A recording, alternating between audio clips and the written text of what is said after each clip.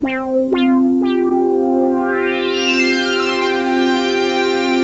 funding for this series has been provided by the Annenberg CPB Project,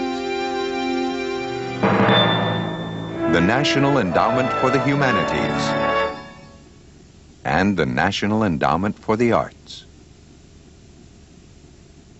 with additional funding from these foundations and individuals, and by the Corporation for Public Broadcasting and the annual financial support of viewers like you.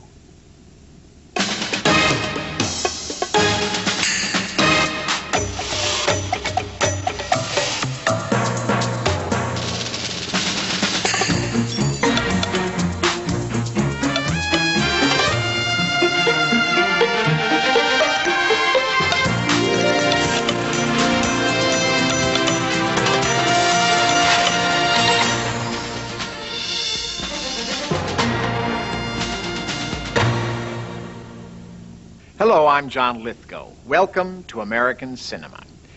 Some people say the star is the greatest invention of American cinema. You can't have American films without those big names in bright lights. In the old days of the studio system, there was a structure for developing stars.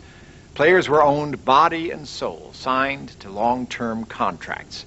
With a powerful publicity machine run by the studio, they could reach an audience of millions.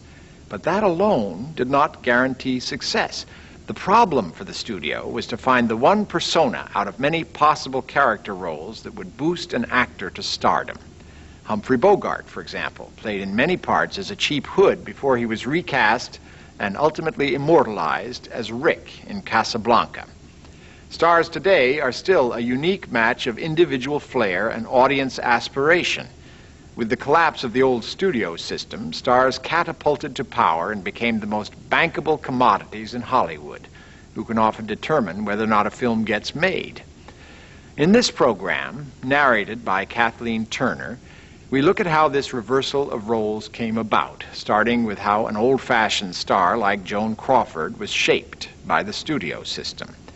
You'll also hear from contemporary stars like Jack Lemmon and Julia Roberts, and find the answer to that elusive question, what makes the star?